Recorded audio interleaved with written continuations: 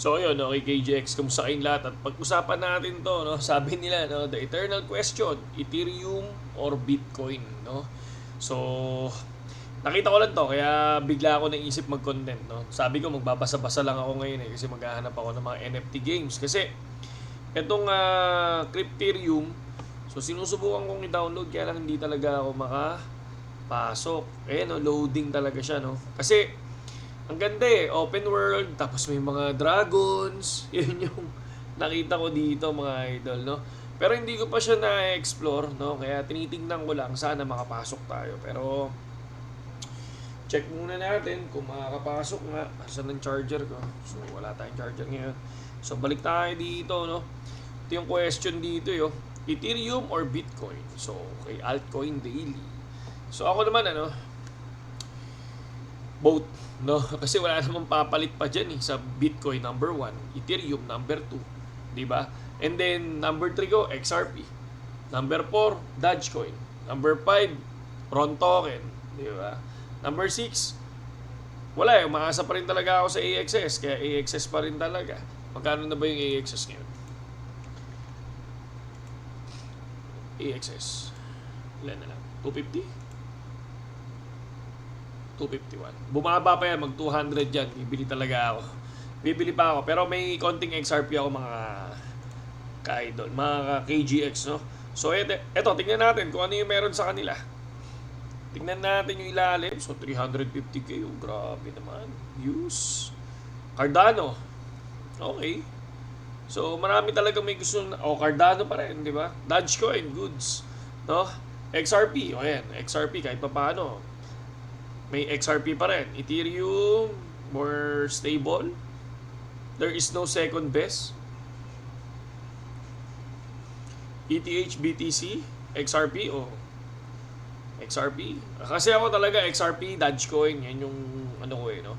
XRP, syempre, syempre global coin yan, di ba?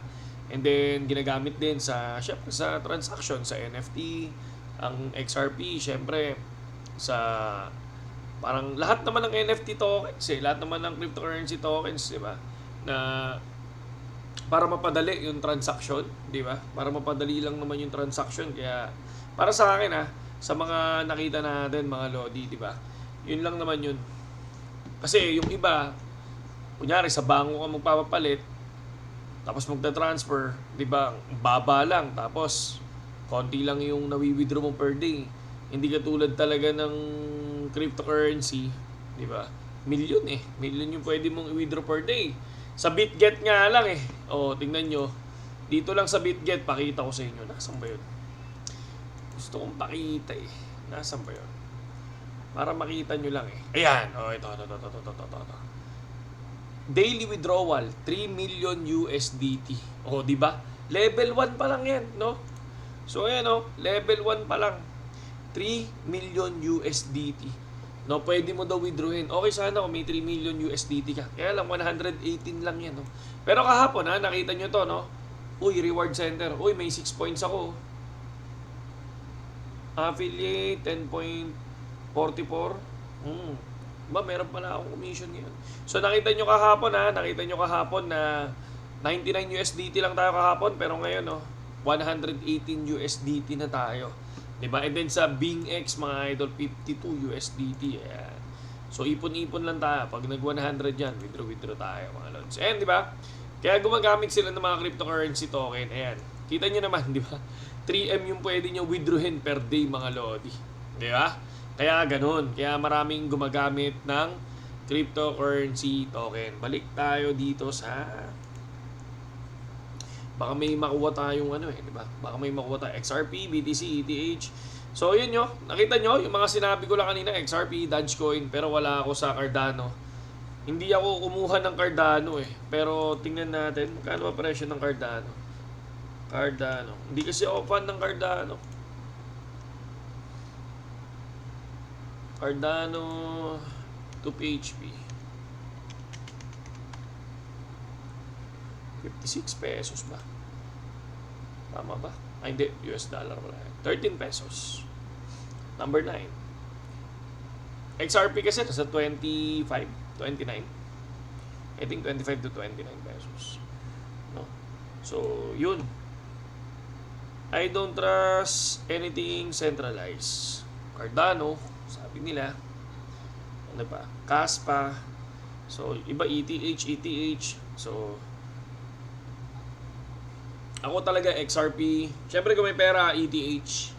Pero kasi kapag ka BTC, kunyari kung may 100k ka, tapos BTC binili mo, parang ang baba pa din. Hindi katulad nung bigyan lumipad dyan, ang baba pa din. Hindi katulad kapag XRP binili mo, pag lumipad, malaki yung makukuha. Kaya lang sa BTC talaga, low risk ka dyan. Sa ETH din naman, low risk ka dyan. Pero syempre, depende yon sa budget na meron niya. Absolutely, BTC. Kung mayaman naman ako, kung whales ako, BTC bibiling ko. Pero kung karaniwan lang ako, syempre, dun tayo sa mga mababang coin na mag-expect tayo na lilipad. Kaya, dapat lagi natin inaaral kung ano yung mga coins na bibilin natin, mga lodi, di ba? So, ako ganun eh. Syempre, BTC, ETH is good talaga. Makikita nyo naman, number 1 and number 2 coins yan.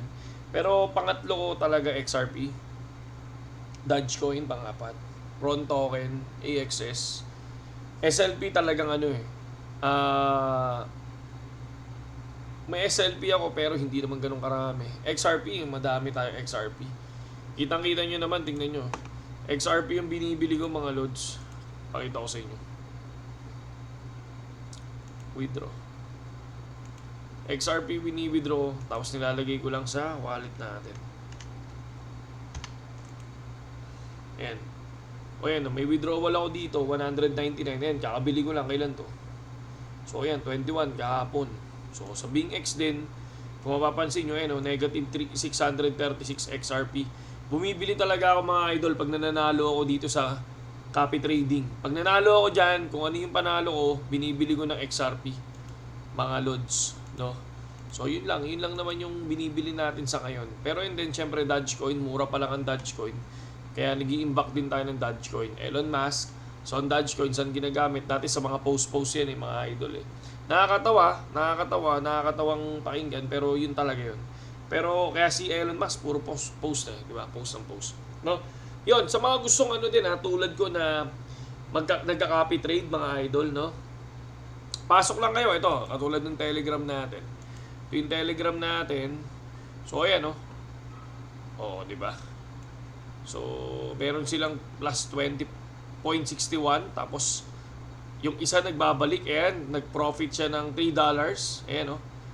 Naka $3 din siya, mga idol. Ito. And then, yung iba din, kahit pa paano, nakakapag-profit. Pagka-copy trading, Pero dapat aralin nyo pa rin maigi. May tutorial tayo dyan mga idol. Yun na lang yung panoorin nyo para at least mas maintindihan nyo mga idol, no?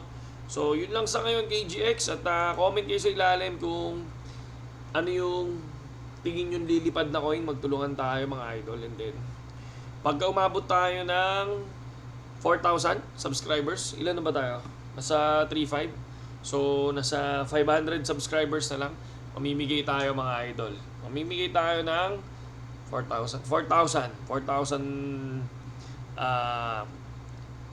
peso, no, dun sa mga subscribers natin mga lodi. Saludo sa lahat kayo.